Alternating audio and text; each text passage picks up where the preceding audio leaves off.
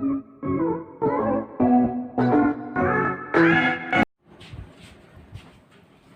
Morning to all. Now हमारा syllabus already complete हो चुका है। आज आपको मैंने लास्ट चैप्टर के क्वेश्चन आंसर्स भी भेज दिए हैं, ठीक है। सो अब आपका सिलेबस पूरी तरीके से कंप्लीट हो गया है।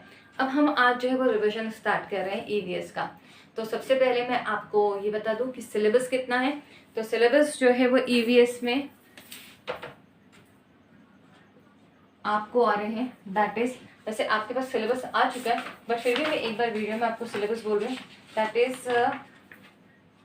Chapter number 1, 2, 3 and 5, 6 and 7। These are the chapter, ठीक है। बाकी के चैप्टर्स जो है वो ओमिट है। चैप्टर नंबर 4 ओमिट है, चैप्टर नंबर 8 एंड ओमिट है। तो टोटल आपको 6 चैप्टर आ रहे हैं, that is 1, 2, 3, 5, 6, 7।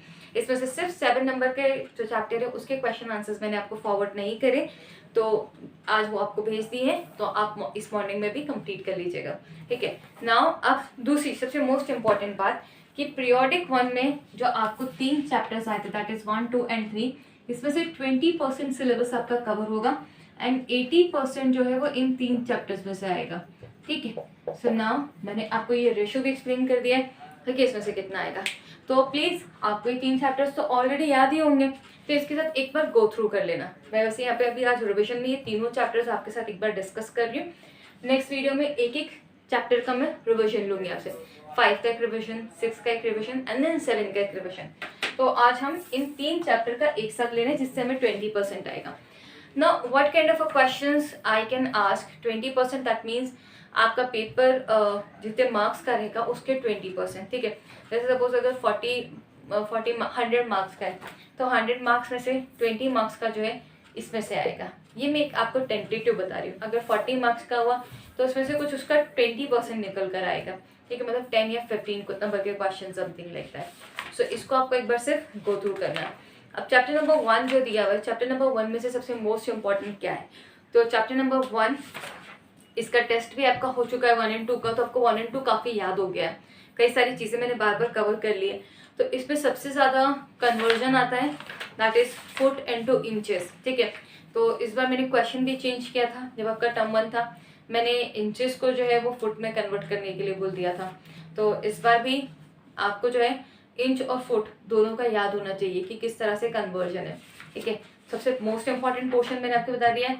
Second thing is that Helen Keller से रिलेटेड 3-4 क्वेश्चंस आते हैं कि हेलेन केलर की टीचर कौन थी, और उसके बाद हेलेन केलर कौन से ईयर में जो है वो मतलब कौन से कैसे वो ब्लाइंड हुई थी, ठीक है, उन्होंने कौन कौन सी किस तरह का उनका स्ट्रगल था। फिर ब्रेली किसने इन्वेंट करी थी, तो ब्रेली जिसने इन्वेंट करी थी वो लुइस ब्रेल थे, ठीक है। उसके बाद इसमें आपका एक क्वेश्चन ये भी आता है कि ब्रेल में कितने डॉट्स हैं, ठीक है। मैंने लास्ट टाइम पिक्चर भी आइडेंटिफाई करने के लिए दी थी, शायद टेस्ट में दी थी। उसके बाद स्टीफन हॉकिंग का भी जिक्र है इसमें, सो आपको स्टीफन हॉकिंग के बारे में भी पता होना चाहिए। क्वेश्चन आंसर्स की बात की जाए तो इसमें क्वेश्चन आंसर्स एक आपका मोस्ट इंपॉर्टेंट हॉट्स वाला है। Second thing is that how has the government made the lives of differently abled people easier? This is the one of the most important questions. Book exercises तो सभी देखनी है, ठीक है, टाइम टू आंसर्स भी देखना है। इसके बाद टर्म्स चाहिए जैसे differently able, deaf, blind, disability, ये डिफाइन करने के लिए कुछ भी आ सकता है। This is about chapter 1। हाँ, चैप्टर नंबर 2 की बात करते हैं। चैप्टर नंबर 2 में 4 टर्म्स है, माइग्रेशन, इमिग्रेशन, माइग्रेंट और इमिग्रेंट, ठीक है। माइग्रेशन, जो माइग्रेशन करते हैं उन्हें हम माइग्रेंट बोलते हैं। तो migration that means one place, मतलब movement from one place to another, जैसे बर्ड्स भी जो है वो माइग्रेट करती है, ठीक है। सेकेंड थिंग इज दैट जो माइग्रेशन करता है, जो एक प्लेस से दूसरी प्लेस जाता है, उसे क्या बोलते हैं, हम माइग्रेंट बोलते हैं। Now the person who has gone from one country to another, मतलब एक देश से दूसरे देश जाना, मतलब अपना देश छोड़ के दूसरे के देश में जाना, so this is known as the immigration. और जो लोग जाते हैं उन्हें क्या बोलते हैं, हम इमिग्रेट्स बोलते हैं। तो इनके बारे में true false, MCQ, fill in the blanks कुछ भी आ सकते हैं इन 4 के बारे में। Now why do people move, मैंने टर्म 1 में पूछा था, तो दैट इज यू नो कि लोग क्यों मूव करते हैं, ठीक है। सो दिस ओके, फिर उसके बाद उसके रीज़न देना है आपको। तो सबसे मोस्ट इम्पॉर्टेंट रीज़न जो है इसका, पहला है कि लोग जो पीपल जो मूव करते हैं वो क्यों मूव करते हैं, they are moving for high wages, ठीक है, उनको अच्छी सैलरी मिलती है, अच्छी जॉब के लिए वो लोग मूव करते हैं, ठीक है। Second thing is that the people are moving for better studies, ठीक है। ये मोस्ट दो इम्पॉर्टेंट रीजन है मूवमेंट के। फिर डिस्प्लेसमेंट होता है, डिस्प्लेसमेंट मतलब फोर्स शिफ्टिंग, आपको किसी ने जबरदस्ती हटाया। जैसे डिस्प्लेसमेंट कब कब होता है, या तो कंस्ट्रक्शन हो रहा है रोड का या डैम का, तब आपको मूव किया जाता है, ठीक है। फिर डिफिकल्टीज किस तरह से आती है माइग्रेशन के बाद, ये बताना है, तो ये भी क्वेश्चन आ सकता है। अच्छा, इसमें आपको टाइम टू आंसर रीड करना है, टर्म्स देखनी है, ज्यादा टर्म नहीं है, 2 ही टर्म है।